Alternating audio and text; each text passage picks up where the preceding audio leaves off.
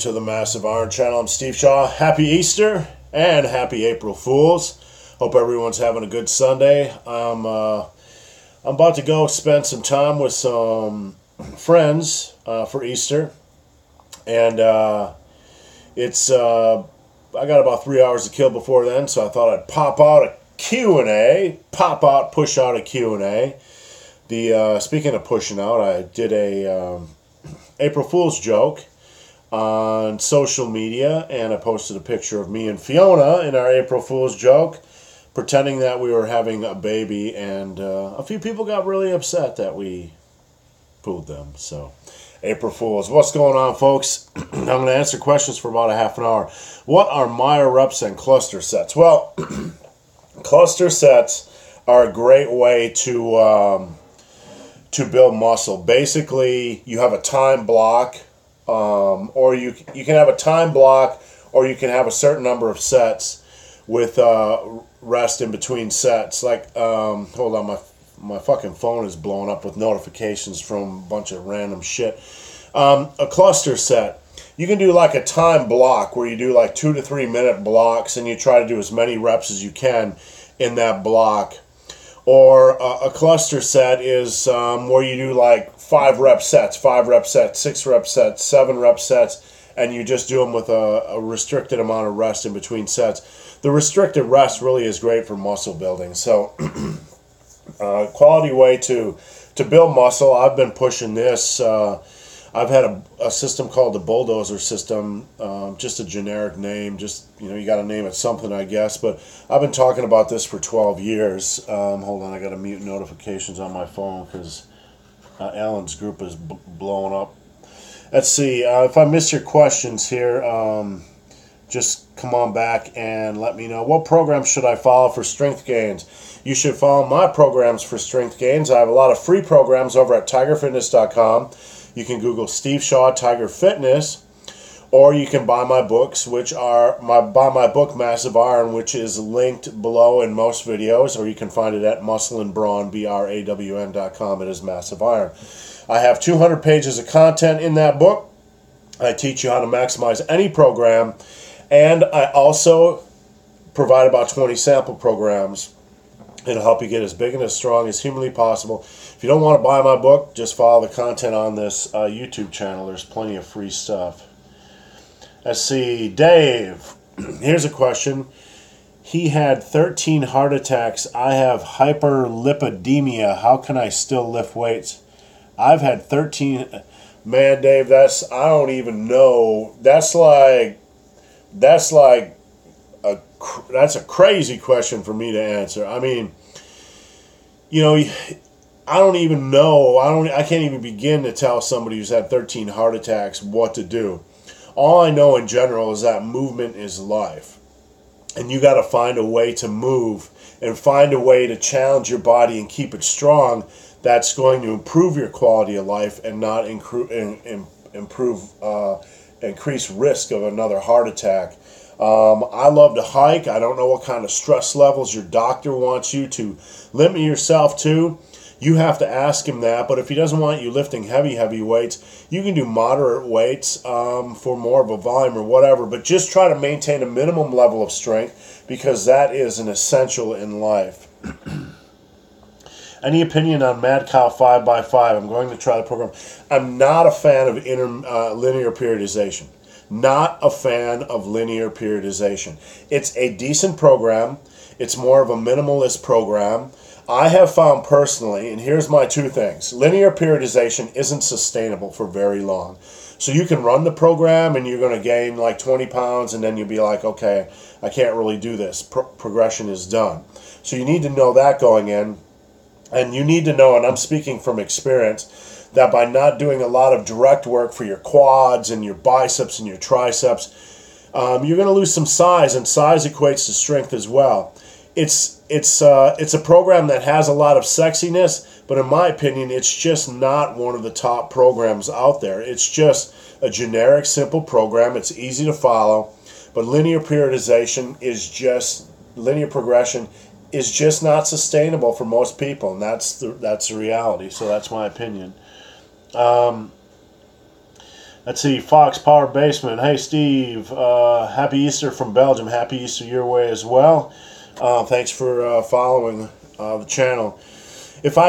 Stephen Rodriguez says, if I could only pick one compound exercise for the rest of my life, what would it be? If you only could pick one, it probably would be the deadlift, because you'd have a good combination of upper and lower. The squat is great. Obviously, the squat is considered the king of exercises, but the deadlift also works the back and the traps and the yoke. So if I only had to do one exercise forever and ever, amen, it would probably be the deadlift. And therefore, the deadlift is a new king of exercises. Let's see. Will doing 1 week of 3 to 5 reps and the next week of 8 to 12 reps a good way to get strong and big? Basically, that's nonlinear periodization. You go heavy 1 week and lighter the next week. Rep ranges don't matter. It matters how hard you push the rep ranges. And you can find out more information about that in my book.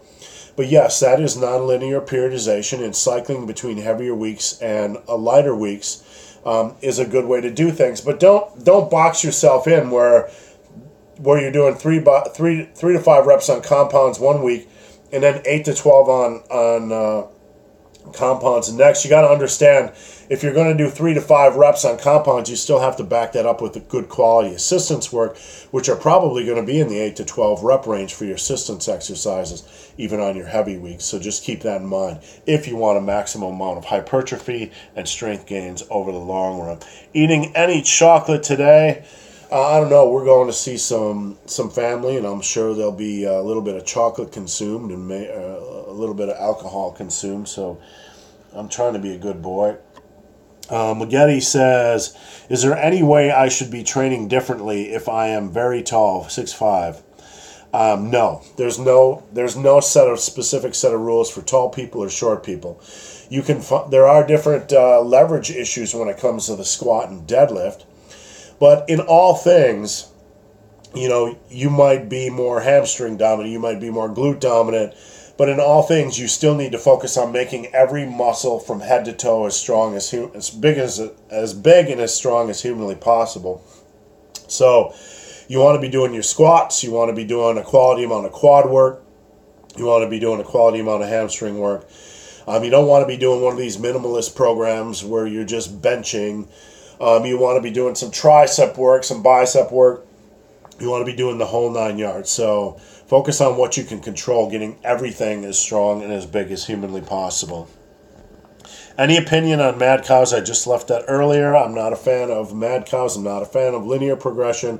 It's not sustainable. And minimalist programs are not good for overall development. I know that from a fact, because when I used one of them for a year, I lost an inch on my arm size and I lost quad size. And I will tell you that size and strength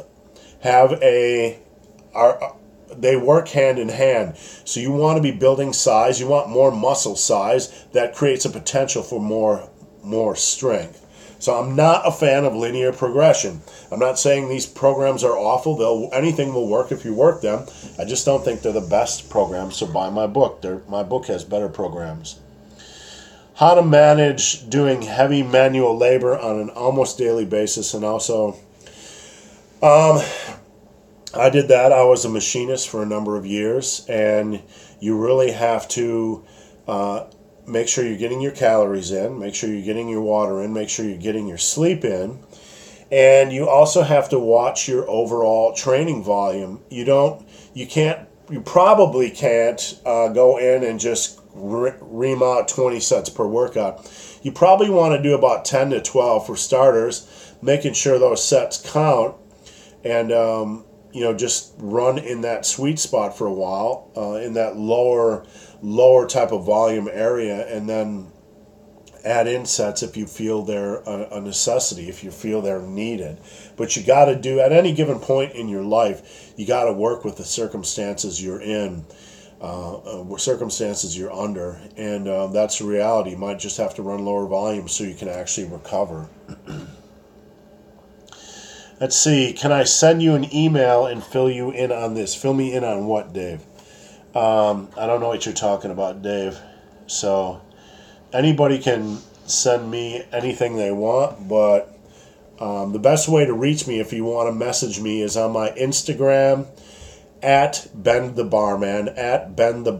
You can send me a DM, and I'll try to respond within a couple days because I get a lot of them, I'm going to be honest. James says, love the content. Thank you, James. Can you get the same muscle damage with low volume training compared to high volume training? I don't want you guys thinking about low and high volume training. You're looking at things the wrong way. You're not seeing the forest, you're looking at the individual trees. You have to start with the foundation, and that is making sets count, maximizing sets. High volume, low volume, whatever. It doesn't matter if the set effort isn't there. Can you make the same gains with low volume and high volume? That's a very generic. It's a very generic question, just to be honest with you. 12 to 14 sets I consider on the lower end. 16 about average, and 18 to 20 about most volume that most guys need. If you are making sets count, if you are maximizing sets, like I talk about in my book, and I talk about in many articles I've written that are free. I'm not just here trying to push my book. If you are making sets count, you can make great gains with 10 to 12 sets per workout.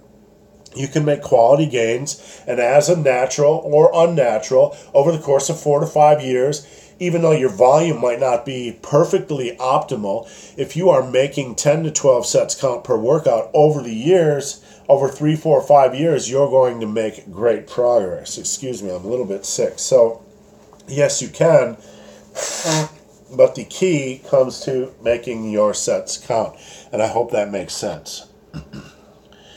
Will taking creatine 30 days before a bench press for reps competition help me perform better? It sure won't hurt, let's put it that way. Creatine is the most scientifically studied muscle building and performance supplement. There's a lot of good information on creatine. It can help boost performance and endurance and power and all that kind of stuff. It's not going to make a world of difference, but it could add a rep onto something, which, if you're looking for optimal performance, creatine is inexpensive and certainly worth trying for that reason. So yeah, there's no downside to trying creatine 30 days before a meet. Is it true that eating a high protein and fatty meal makes you more focused at the time? I have no idea, dude. I mean, I don't know where people pull this stuff from. I know there's science behind some of this stuff, but I don't worry about a lot of this minutia stuff, like, will it make you more focused? I do know that if I eat a lot of carbs, I tend to be a little more sleepy and a little bit more sluggish. So it really comes down to how you feel. I mean, there's a lot of people out there in this industry who are talking about eating this and that and how it makes you feel. At the end of the day, what's most important is that you know how something makes you feel and you adjust your diet accordingly. So I hope that helps. Dario, happy Easter. Steve, happy Easter to you. How many reps do you normally use for warm-up sets? All right. Warm-up sets are something I've addressed a lot, and you can find a few videos here on the channel. But when you're going to do warm-ups, you got to understand that your job is to warm up your central nervous system, to loosen up the fascia, the muscle fascia, because that's the stuff that's sore, not really your muscles, and just to kind of feel things out. You don't want to fatigue yourself. I jump up in 10% increments. So if my first working set on bench press is 315 for 12 reps or whatever it is, I usually start with the bar by 10, the bar by 10. So I do 2 sets of the bar by 10 just to get the blood flowing, my body temperature up, get some heat into the fascia and the muscles, get things a little bit loose. Then I'll jump up to 135 and do that by 10. And then from there, I add about 10% weight increment. So I'll do for me, I'll do 135 by 10, 225 by 5 to 8, 275 by 3, 315 by 1, just to get the feel and the central nervous system activation before I go to 315 all out for 8 to 12 reps. So I generally do like a 10, 8, 5, 3, like 10, 8, 5, 3. So I'm ramping down in reps as I'm ramping up in weight. Mainly I'm ramping up in weight to activate or wake up my central nervous system and without fatiguing the muscles. So that's just a generic guideline. Hope that helps. At what age should you start lifting? I started lifting when I was 13, but not really seriously till I was 18. I had one of these concrete weight sets, plastic filled with concrete, and I think I only had like 80 pounds. So back then I would do like a 8x8 or a 10x10, on that sort of stuff, and I do push-ups. I was just kind of inventing my own programs back then, but I didn't really get serious and see any gains until college when I started to attack progressive overload. Any tips on a 160 to a stuck bench? I can't address plateau issues without knowing how much how much the bench has changed in the last 3 months. So if you have a 160-pound bench, I need to know specifically where it was 6 months ago and where it was 3 months ago. That will help me help you. Without that information, I can't. Sorry. Would someone ever need to have heavy, intense days and lighter, intense days in programming your workouts to prevent plateaus? Not to prevent plateaus. Heavy and light days are best alternated to help keep the joints a little bit healthier. You can't just go heavy, heavy, heavy all the time after you've built a lot of strength. You can certainly ramp up, in a strength peaking program, but if you're going to train for, like me, who's been training in powerlifting type of workouts for 11 years, you can't just go heavy, heavy, heavy, heavy, heavy every workout. You can't. So the rotation of intensity on a non-peaking program when you're not peaking for a meet is a good idea. I hate the word plateaus because there are no plateaus, all right? There's a natural slowing of progression over time. This is natural. It's not a plateau. Your first year of lifting, you're going to get really strong. And after that, the rate of increase for strength and muscle gains slows, but you're still making progress. We don't get plateau issues. We get issues with expectations. So if you've been lifting for 15 years and your bench is 355 and you think you have a plateau, because you're only gaining 10 pounds to your bench a year, you don't have a plateau issue. You have an issue with expectations. You're expecting too much out of yourself as a late intermediate lifter. And these guys get all panicky and they try to look for magic programs to tweak things around or bust through their plateaus. You don't have a plateau. You don't have a plateau. Unless you haven't added a rep to a lift in 6 months, or a pound to a lift in 6 months, then you don't have a plateau. Most guys do not have plateaus. They just have expectation issues, and I hope that helped a little bit. Let's see. Prince says, I train each body part twice a week. I do heavy 3 to 5 reps and 8 to 15 reps and alternating workouts. Can you please review this approach? I just talked about this. This approach is fine. Rep ranges are not magic, so don't obsess about rep ranges, folks.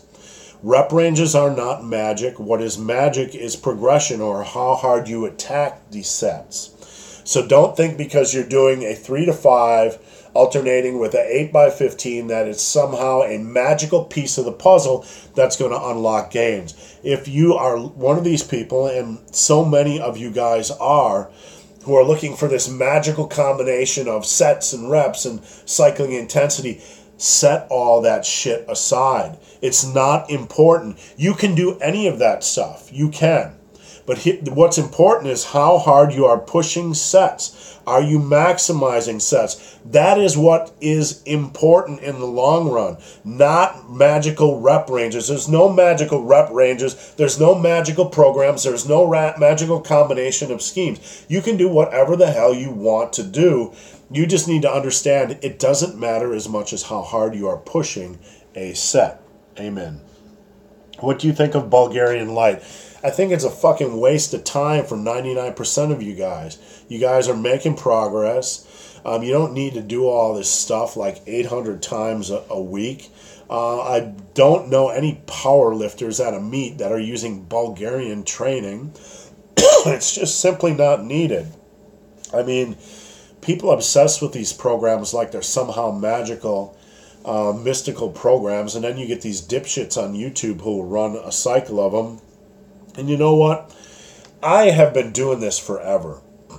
And I might have run into one or two people that have made decent progress or stuck with a Bulgarian type of program. And the rest of them just quit early on because it was just too mentally challenging or whatever. Any program works. You have to understand that. But you want a program to be reasonable and sustainable and something that's not going to get you injured. The problem with Bulgarian types of programs and high-frequency types of programs, and I squatted high-frequency, heavy, 2 to 3 times a week when I was at my squat was at its most, is that people stick to programs, but they're not ready for the programs. They don't understand that they have to be able to change on the fly and adapt and drop a squat 10 pounds one day because of how their body feels or whatever. So they become so obsessed with sticking to the numbers that they'll stick to the numbers at any cost or stick to the program at any cost. You can try these programs for informational purposes, but don't think they're magical. In the long run, what works is listening to your body, making smart adaptations to your programming, and just playing it safe, developing a program that works for you, and being patient. I'm just not a big fan of Bulgarian programs. I'm just not a big fan of it for average lifters. I don't see guys at meets running these things successfully. I just don't. I've been doing this forever. I've been running forums forever, and I've seen guys hundreds of times literally start a forum thread. I'm going to start Bulgarian training, and then 3 weeks later they're starting something else because they couldn't hang with it. So try it if you want, but. Do you think push-pull legs once a week is good? Yes, I do. Yes, it's a decent way of training, absolutely. But if you're going to do it 6 days a week, that's a little bit too much in my opinion. If you're going to do a push-pull legs, if you're able to do push-pull legs 6 days a week and recover, you're probably not working hard enough. If you're going to use a push-pull legs rotation, I would make it a little bit more flexible and add in a rest day when you need it. Like maybe push-pull, rest, legs, rest, push-pull, legs, whatever. Add in rest days when you need it. Just keep a little bit flexible. Let's see. Peter Miller says, Happy Easter. I've seen fitness experts recommending the Z-Press to their viewers on YouTube. I would think the risk return on this movement is not worth it. Look, the thing is with a lot of these movements, and God bless these people, but the basics work the best, all right? The basics work the best. And a lot of people will recommend a lot of movements and a lot of movement variations. And sometimes, if you can create a movement variation, gives you someone to remember you by this movement. There's just a lot of movements. Like, try this movement for gains, try that movement for gains. Just stick to the damn basics. Just stick to the basics that have been working for 30, 40, 50 years, that people know that work. Like, there's nothing against these movements, but the push press and the military press and the dumbbell overhead press, they work, and they've worked for a long period of time. And if you want to try a new movement, by all means do so. But again, and I mentioned this several times recently, and Jerry Ward is a perfect example of this. If you try a new movement, take your damn time. Don't go heavy on it right out of the gate. Take a month, get used to this movement, and slowly ramp up in intensity. Listen to your body. If your shoulders don't feel good or your elbows don't feel good, then stop. Stop using the lift, especially with shoulder exercises. I've noticed that with shoulder exercises, I can really jack up my body with the wrong movement. So stick to the basics, try a few things, and toss what doesn't work. Have you considered losing size for a more shredded look? I don't even know what to say. I need to lose weight for just health and longevity, but I'm not after being shredded. It just doesn't have an appeal for me. I don't need to walk around with abs. There's no benefit to having abs in my life. So no, not really. And I'm not being dismissive of it. If you look at my photos on Instagram, I have quite a bit of definition, and I have a lot of vascularity, and it's hard to tell in this saggy white light, but I take a lot of pictures, and that's all the definition I need at 20% body fat. So I'm happy with that, to be honest with you. Besides squats, what would you say is the best mass builder for legs? I love backing squats with other quad work. High volume leg presses or high volume hack squats. I also like to add in volume leg extensions. I like to do body weight lunges and box jumps, all that kind of good stuff. These are exercises I do. And a lot of people compliment me on my legs. I attack them really hard and heavy. I do like 5 sets of 10 on leg extensions.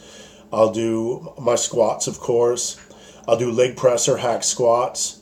I'll do body weight lunges. I'll do box jumps. I don't do all these exercises in every workout, but I use the main exercises each and every workout, and then I'll alternate A and B between what exercises I'm doing on leg day. So I hope that helps. Great shirt. Thank you, Joseph. I thought I'd wear something Eastery today, and this is all I had. So would someone ever need to have heavy, intense day and lighter intent? I think I covered this like 3 times already in this video, so go back and watch. What are EAAs and BCAAs, essential amino acids and branched chain amino acids? There's plenty of information about these over at tigerfitness.com. Just Google Tiger Fitness EAAs or EAAs, essential amino acids, or Tiger Fitness BCAAs, and we have complete guides that can give you all kinds of good information. Everyone nowadays is trying to complicate training. You have to do this. You have to do that. This exercise is trash. Do this instead. How do you avoid getting overwhelmed by this information? Number one, know that 99% of it isn't needed. It's bullshit. It's bullshit. It's just bullshit. The basics work. The basics work.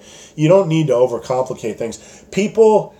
If people would just do what I say and use a good exercise selection, make their sets count, push each set for as many reps as possible during the first couple years of training. Once they've built up a substantial amount of strength level, they can start to add in a little bit more volume, and they can progress in different ways. But once they've if they would just do this and have a quality diet and a quality exercise selection, you don't need to worry about rep ranges. You don't need to worry about programs or rest periods or all that kind of stuff. All that kind of stuff you can dial in personally. Like, okay, barbell rows, I feel better resting 90 seconds in between sets. Bench, I feel better with 2.5 minutes or whatever.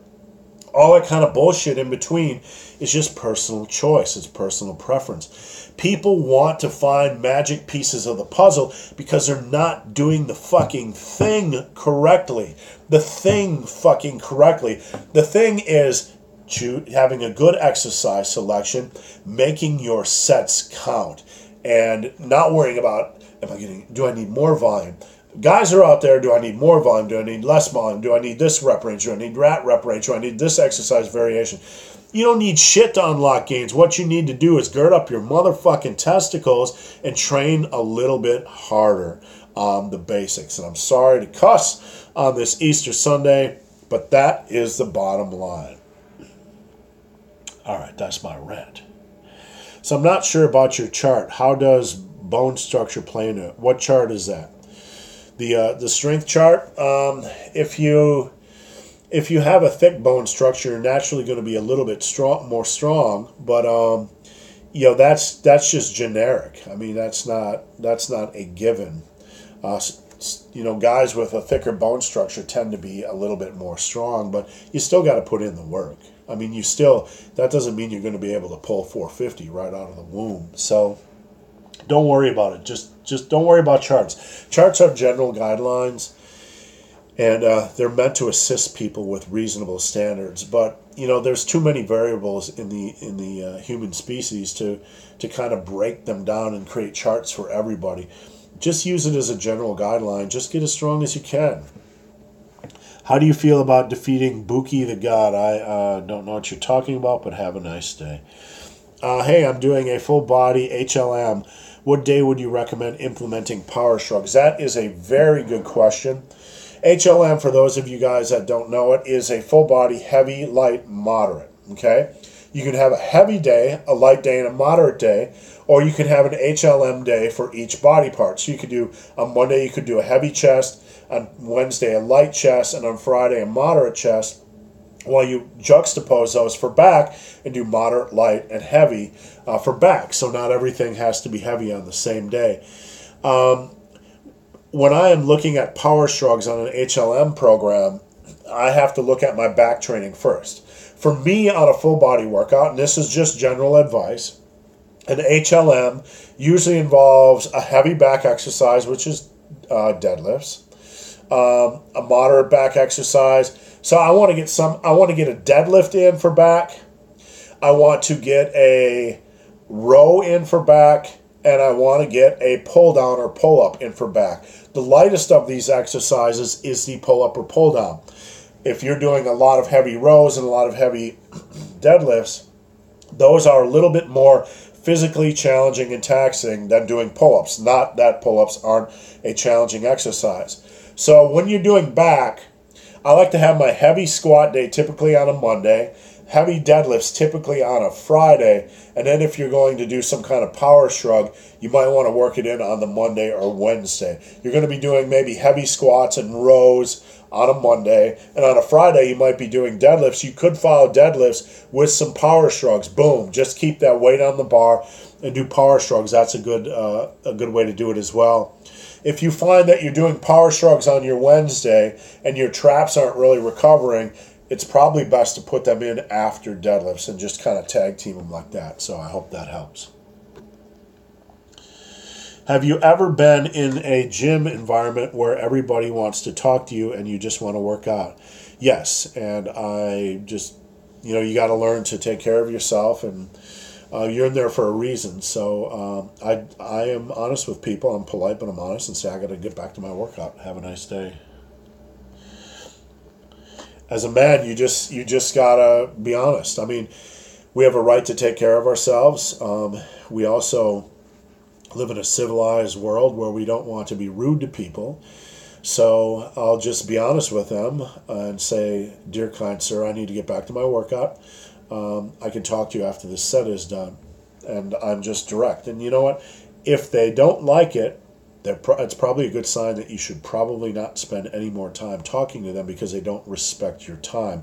If they do understand and respect your time, then they are probably a reasonable, decent human being worth investing future time in. So just some things to think about. Can you do an upper-lower split as an advanced lifter? Absolutely. What's your opinions on upper-lower splits? They're a good program. How would you program one for size and strength? Check out my book, Massive Iron, which is linked below in most videos, or at muscleandbrawn.com. I have many examples of upper lowers that I've put together as just basic structures. If you don't want to purchase my book, you can go over to tigerfitness.com, Google Tiger Fitness Steve Shaw workout, and you can find all kinds of examples of upper lower type of programming. So I hope that helped. Do you think CrossFit is good to mix with bodybuilding? I don't think CrossFit is good to mix with anything, because in CrossFit, the goal is to accomplish a certain amount of work, even if form breaks down. That is a punishing type of workout. I don't believe it's good for anybody in the long run. If we are trying to remain healthy in the long run and not beat up our body, we want to train reasonably and with some common sense over a long period of time.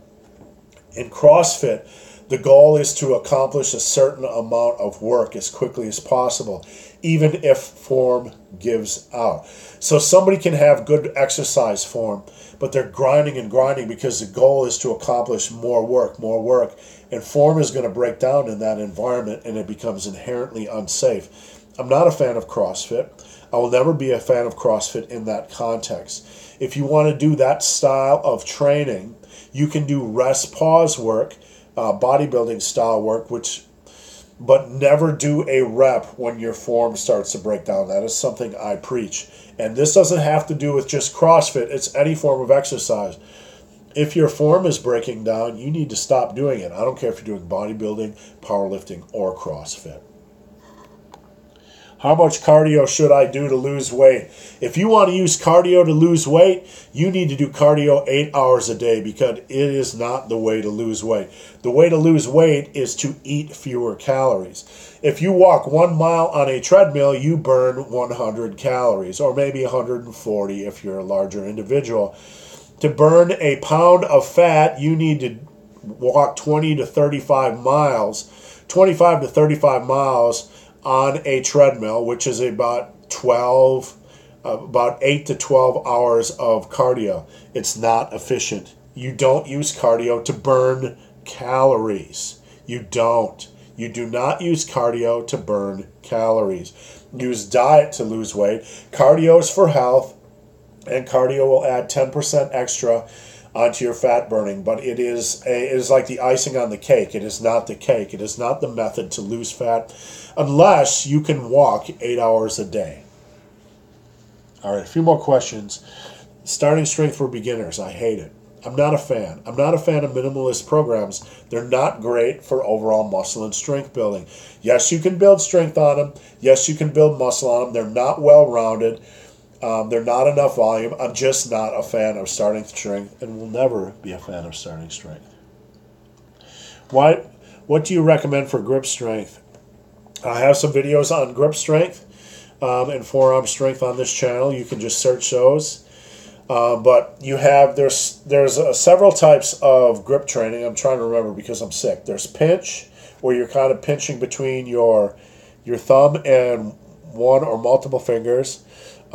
There's grip, and then there's like a static hold. So you want a combination of them if you're training your grip training, but there's more information here on my channel somewhere. I know I made a couple videos on that. Let's see. Hey man, if I do a lot more overhead press and bench press, do I need rotator cuff work?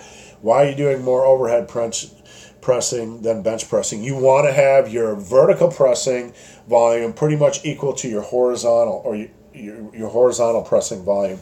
Those need to be about equal. You don't want to unbalance them too much. If you are unbalanced in those types of volumes, you need to bring those together, not try to work in rotator cuff work. If you're doing a short-term program where it's a specialty type of program where you're doing more overhead pressing for a reason, or more bench pressing for a reason, and it's unbalanced for a reason, then you can try rotator cuff work, absolutely. But if it's just generic, like I tend to do more work on one body part than another, you probably need to balance them a little bit more. How to increase push press? My best advice for increasing overhead press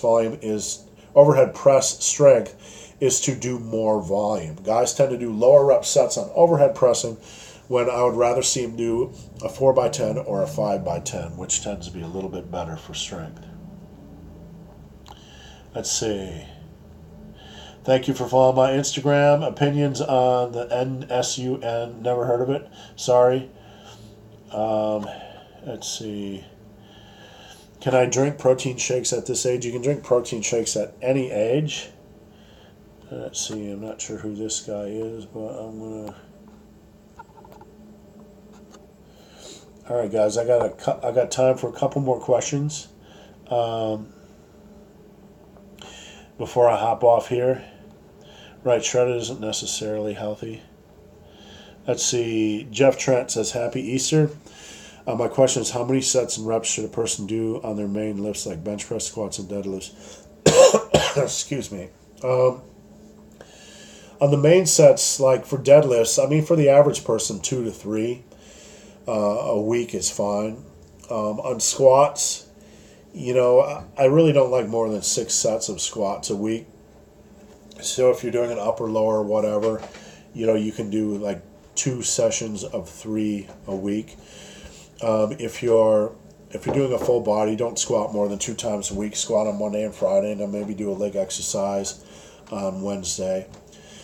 For bench press, it's about the same thing. You know, if you're doing upper, lower, or full body, no more than 6 sets. I'd rather see you do some exercise variation than overwork one movement pattern.